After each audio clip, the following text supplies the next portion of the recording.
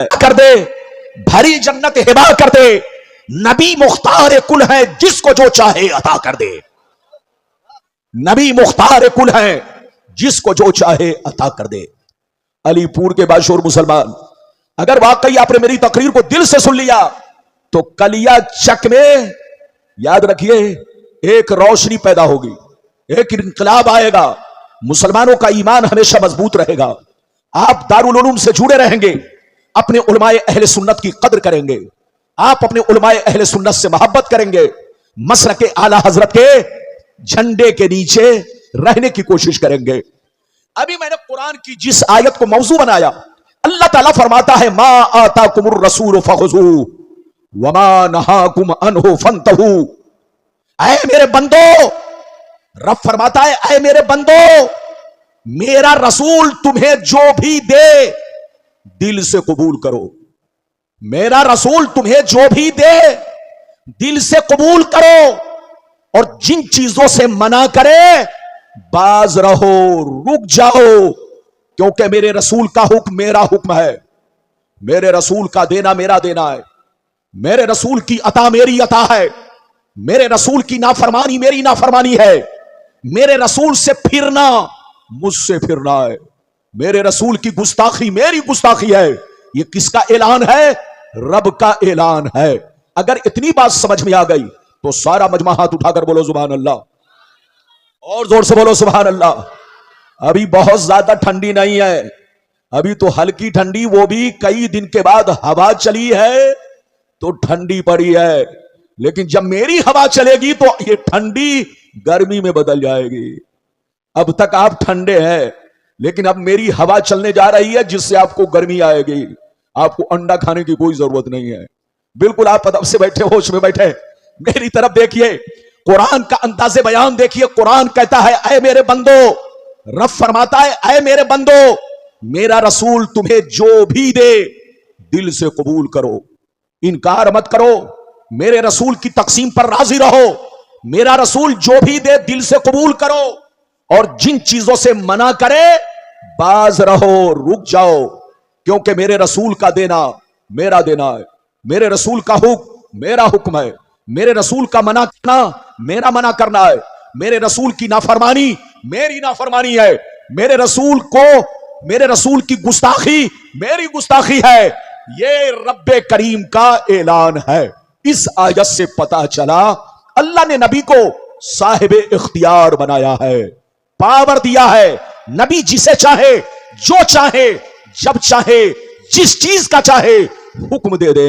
रसूल जब चाहे, जिसे चाहे, जिस वक्त चाहे, जो भी चाहे, जिसको चाहे अता फरमा दे।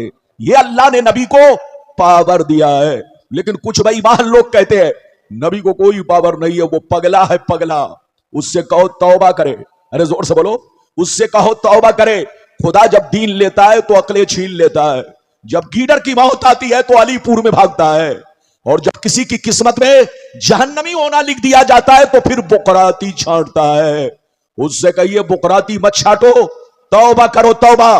कान खोलकर सुन लो, अल्लाह जब किसी को नबी बनाता है तो साहिब इख्तियार बनाता है, पावरफुल बनाता है।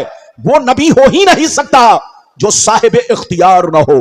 दूसरी बात, अल्लाह जब दुनिया में किसी को नबी बनाकर भेजता है तो उम्मत का बादशाह बनाकर भेजता है, और जो बादशाह होगा वो साहिब इख्तियार होगा। उसकी हुकूमत जंगलों पर भी होगी, उसकी हुकूमत पहाड़ों पर भी होगी, उसकी हुकूमत दरिया पर भी होगी, उसकी हुकूमत समंदर पर भी होगी। अल्लाह जब किसी को नबी बनाता है तो उम्मत का बादशाह बनाता है, और जो बादशाह होगा वो पावरफुल होगा, साहिब इख्तियार होगा। अल्लाह ने मेरे नबी को एक मुल्क का बादशाह नहीं बनाया, बल्कि आसमान से लेकर जमीन तक जर्रे जर्रे का बादशाह बनाया, हर चीज का बादशाह बनाया। मेरे नबी की हुकूमत आसमानों पर चलती है। मेरा नबी अगर चाह ले तो डूबा हुआ सूरज पलट आए, मेरा नबी अगर चाह ले तो चांद को दो टुकड़े कर दे, मेरा नबी अगर चाह ले तो मुर्दे को ठोकर मार दे, मुर्दा जिंदा हो जाए। अगर नबी चाह ले तो पानी का उंगलियों से चश्मा जारी कर दे, नबी अगर चाह ले तो बेजान कंकरों से कलमा पढ़ा दे, नबी अगर चाह ले तो पेड़ पौधों से कलमा पढ़ा दे। अल्लाह ने नबी को वो पावर दिया है कि कसम खुदा, याद रखिए, अल्लाह के बाद अगर दुनिया में किसी को पावर है तो मुस्तफा को पावर है। अगर मुस्तफा की शान देखनी हो तो किसी बेईमान से मत पूछना, किसी अंगूठा छाप से मत पूछना, किसी बोलो चलते फिरते बाजारी लोगों से मत पूछना। अगर मुस्तफा की शान देखनी हो तो कुरान में देखो। कुरान कहता है रसूल बशर जरूर है लेकिन तुम्हारे बाप दादा की तरह नहीं है, तुम्हारे मौलवी मौलाना की तरह नहीं है, आम चलते फिरते बाजारी लोगों की तरह नहीं है। रसूल बशर है लेकिन ऐसे बशर है कि बशर भी है, बशीर भी है, बशर भी है, नजीर भी है, बशर भी है, ताहा भी है, बशर भी है, यासीन भी है, बशर भी है, मुसम्मिल भी है, बशर भी है, मुदस्सिर भी है, बशर भी है, रसूल भी है, बशर भी है, मुख्तार कायनात भी है। यह ऐसा बशर है कि न इनकी जात का कोई जवाब है, न इनके सिफात का कोई जवाब है। बात समझ में आ रही है कि उत्तर दक्षिण जा रही है?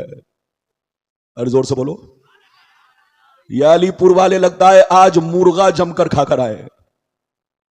बोलो कहीं ऐसा तो नहीं है? माशाल्लाह, जिसको जो खाना था वो खाकर आए। जलसे में आइए तो जरा सा होश में बैठिए, हाथ उठाकर बोलो सुभान अल्लाह, और जोर से बोलो सुभान अल्लाह। अच्छा एक बात बताओ, आप लोग ये बताओ कि हम लोगों पर नमाज कितने वक्त की फर्ज है? हाथ उठाकर बोलो। मैं सबसे हाथ उठवाना चाहता हूं, सब लोग बोलो कितने वक्त की नमाज फर्ज? 5 वक्त की नमाज फर्ज। जोहर में कितनी रकअतें फर्ज? 4। असर में कितनी रकअतें फर्ज? 4। मगरिब में कितनी रकअतें फर्ज? 3। ऐशा में कितनी रकअतें फर्ज? 4। फजर में कितनी रकअतें फर्ज? 2। सीने पर हाथ रखकर बताओ कि आप सिर्फ फर्ज पढ़ते हो या फर्ज के साथ सुन्नत भी पढ़ते हो? अरे जोर से बोलो। सारा मुसलमान सुन्नत भी पढ़ता है, चाहे हिंदुस्तान का मुसलमान हो, चाहे पाकिस्तान का मुसलमान हो, चाहे बांग्लादेश का मुसलमान हो, पूरी दुनिया के मुसलमान फर्ज भी अदा करते हैं, सुन्नत भी अदा करते हैं। तो तुम जितनी सुन्नतें अदा कर रहे हो ये सब नबी का हुक्म है, और जो नबी का हुक्म है वो नबी का पावर है। जो नबी का हुक्म है वो नबी का पावर है। अगर नबी को पावर ना होता तो आदमी सिर्फ फर्ज पढ़ता और मस्जिद से निकल जाता, सुन्नत पढ़ने की जरूरत नहीं पड़ती। लेकिन अल्लाह ने नबी को पावर दिया। ऐ मुस्तफा, मैं तो इन पर फर्ज कर रहा हूं लेकिन आप अपनी मर्जी से जो चाहे, जितनी रकअतें चाहे आप अपनी उम्मत पर बढ़ा सकते हैं। तो मुस्तफा ने फजर से पहले सुन्नत पढ़ी तो आप सुन्नत पढ़ रहे हो। मुस्तफा ने जोहर से पहले सुन्नत पढ़ी, जोहर के बाद सुन्नत पढ़ी, आप सुन्नत पढ़ रहे हो। मेरे नबी ने असर से पहले सुन्नत पढ़ी, आप सुन्नत पढ़ रहे हो। मेरे नबी ने मगरिब के बाद सुन्नत पढ़ी, आप सुन्नत पढ़ रहे हो। मेरे नबी ने ऐशा के बाद सुन्नत पढ़ी, आप सुन्नत पढ़ रहे हो। तो आप जितनी सुन्नतें पढ़ रहे हो ये सब नबी का हुक्म है, और जो नबी का हुक्म है वो नबी का पावर है। अगर अल्लाह नबी को पावर ना दिया होता तो कोई भी मुसलमान सुन्नत नहीं पढ़ता। अच्छा एक बात बताओ, अल्लाह ने कुरान में कहीं ये नहीं कहा कि तुम ईद की नमाज पढ़ो, बकरा ईद की नमाज पढ़ो। अल्लाह ने कुरान में कहीं ये नहीं कहा कि तुम हर नमाज से पहले जहां जहां जमात मुस्तहब्बा के साथ जमात होती है वहां तुम अजान दिया करो। कहीं भी अल्लाह ने कुरान में नहीं कहा। लेकिन हम लोग बोलो जोहर से पहले अजान, मगरिब से पहले अजान, असर से पहले अजान, ऐशा से पहले अजान। तो आप जो अजान दे रहे हो, आप जो वित्र पढ़ रहे हो, आप जो ईद पढ़ रहे हो, आप जो बकरा ईद पढ़ रहे हो, ये जितनी वाजिब नमाज पढ़ रहे हो और जो तुम अजान दे रहे हो ये सब नबी का हुक्म है, और जो नबी का हुक्म है वो नबी का पावर है। अगर नबी को पावर ना होता तो आप वित्र ना पढ़ते, आप आजान ना देते, लेकिन आप आजान भी देते हो, वित्र भी पढ़ते हो। ये सब नबी का पावर है। अल्लाह जब किसी को नबी बनाता है तो पावरफुल बनाता है, साहिब इख्तियार बनाता है। अब मैं आपको हदीस सुनाना चाहता हूं, लगता है आप लोग थक गए। अरे बोलो, अभी तो मेरे तकरीर की इब्तिदा है, अंजाम तक पहुंचना बाकी है। लेकिन स्टेज से कोई जाएगा नहीं, मौलाना लोगों की आदत है स्टेज से उतरते हैं, जल्दी उतरिए नहीं, आप बैठते हैं तो हौसला बुलंद होता है। इजाजत है तो मैं आपको हदीस सुनाऊं। सारा मजमा अगर हदीस सुनना चाहता है तो सारा मजमा हाथ उठाकर बोलो सुभान अल्लाह, और जोर से बोल दो सुभान अल्लाह, और और जोर से बोलो सुभान अल्लाह। माशाअल्लाह, गौर से सुनो, बुखारी शरीफ जिल्दे अव्वल रोजे का बयान सफा नंबर 259, सफा नंबर 259। अन अबी हुरैरा रदियल्लाहु तआला अन्हु क़ाल अन अबी हुरैरा रदियल्लाहु तआला अन्हु क़ाल बैनमा नहनु जुलूसुन इंदन नबी सल्लल्लाहु तआला अलैहि वसल्लम इज़ जाअहु रजुलुन फ़क़ाल या रसूल अल्लाह हलकतु क़ाल मा लका क़ाल बक़अतु अला इमराती वाना साइम फ़क़ाल हल तजदु रक़बतन तुतिक़ुहा क़ाल ला क़ाल फ़हल तस्ततियु अन तसूमा शहरैन मुतताबियैन क़ाल ला क़ाल फ़हल तजदु इत्आम सित्तीन मिस्कीना क़ाल ला फ़मकसन नबिय्यु सल्लल्लाहु अलैहि वसल्लम फ़बैना नहनु अला ज़ालिक उतियन नबिय्यु सल्लल्लाहु अलैहि वसल्लम बिअरक़िन फ़ीहि तमरुन क़ाल ऐन साइल क़ाल अना या रसूल अल्लाह क़ाल खुज़ हाज़ा फ़तसद्दक़ बिही फ़क़ाल अर्रजुल अला अफ़क़र मिन्नी या रसूल अल्लाह फ़वल्लाहि मा बैन लाबतैहा युरीदुल हर्रतैन अहलु बैति अफ़क़र मिन अहलि बैति फ़ज़हिक़न नबिय्यु सल्लल्लाहु अलैहि वसल्लम हत्ता बदत अनियाबुहु सुम्मा क़ाल अतीमुहु अहलका। जोर से बोलो सुभान अल्लाह, और जोर से बोलो सुभान अल्लाह। इजाजत है? जोर से बोलिए, इजाजत है? ये बताइए, हदीस सुन लिया आप लोगों ने? हाथ उठाकर गवाही दो, बोलो हाथ उठाकर गवाही दो, हदीस सुन लिया? मैं हाथ इसलिए उठवाता हूं ताकि आप मच्छर से बचे रहें और आपको नींद भी नहीं आए, जाग कर मेरी तकरीर सुने, मुस्कुरा कर मेरी तकरीर सुने। अरे बोलो इजाजत है? हमारे देश में आजकल मच्छर बहुत पैदा हो गया है, अब वो भी डेंगू मच्छर। अरे बोलो, हाँ, कभी घरों में घुसता है, कभी मस्जिद में घुसता है। बात समझ में आ रही है? बिल्कुल अदब से बैठे, होश में बैठे। अभी मैंने आपको हदीस सुनाई, मतलब सुनिए, ये किस किताब की हदीस है? बुखारी शरीफ। किस किताब? बुखारी शरीफ। इधर देखिए, मतलब सुनिए। हजरत अबू हुरैरा कहते हैं, एक दफा नबी की बारगाह में हम लोग बैठे हुए थे, अचानक एक शख्स रोता हुआ नबी की बारगाह में हाजिर हुआ।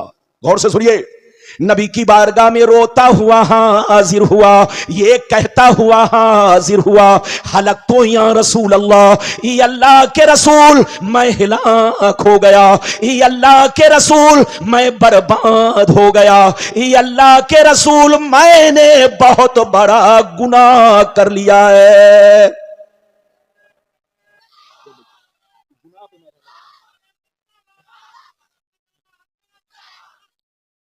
इधर देखिए, एक आदमी ने कहा कि एक छोकरे ने बिना कसूर के एक लड़के को एक तमाचा मारा, तो एक आदमी करा नारे तकबीर। अब आप बताइए, गलत बात पर नारा नहीं लगाना और गलत बात सुन करके सुभान अल्लाह भी नहीं कहना है। अच्छी बात सुनकर सुभान अल्लाह और गलत बात सुनकर माज़ल्लाह क्या कहना है? माज़ल्लाह। अरे बोलो, बात समझ में आ रही है?